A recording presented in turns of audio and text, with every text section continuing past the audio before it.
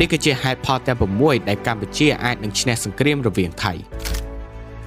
ទី6ពិភពលោកបានគាំទ្រកម្ពុជាអង្គការ ICJ បានចេញសេចក្តីថ្លែងការណ៍ថានៅទឹកដីដែលកំពុងមានចំនួនគឺជារបស់កម្ពុជា5ចិនគាំទ្រប្រទេសកម្ពុជាចិនគឺជាមហាអំណាចដ៏ធំមួយនៅក្នុងតំបន់ហើយប្រទេសចិនគឺមានសម្ព័ន្ធមិត្តយ៉ាងជិតស្និទ្ធជាមួយកម្ពុជា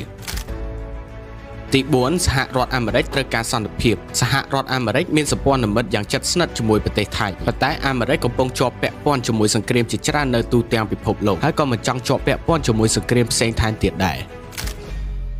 លេខ3ប្រទេសថៃនឹងមានបញ្ហាសេដ្ឋកិច្ចប្រទេសថៃគឺស្រឡាញ់លុយជាងអ្វីទាំងអស់នៅពេលសង្គ្រាមរបស់ពួកគេអាចប៉ះពាល់ទៅដល់សេដ្ឋកិច្ចនោះពួកគេអាចនឹងបញ្ឈប់លេខ2គឺប្រទេសកម្ពុជារួបរวมគ្នានៅប្រទេសថៃកំពុងមានបញ្ហាផ្ទៃក្នុងចំណែកឯកម្ពុជាកំពុងរួបរวมគ្នាដើម្បីជាតិ